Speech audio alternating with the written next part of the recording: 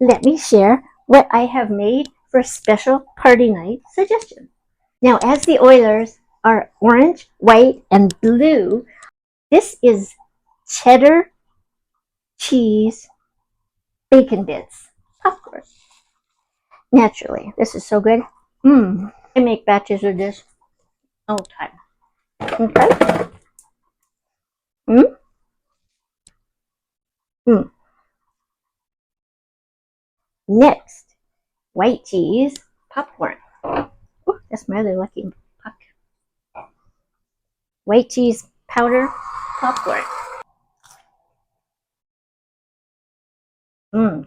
Great. It's so good. Third, blue. Ready for this? Blue cheese popcorn. Now, I've made a variation on this. This is the seasoning. This is made in Canada. Extra strong, lucky power popcorn here. And I blended it in my magic bullet. And I put it on popcorn. So we have 3 popcorns on the go for tonight's game.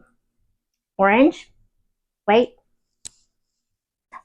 blue cheddar, blue cheese, popcorn. This is good. I got my Timmies Coffee. See how we do. If we're gonna play La Bamba, baby.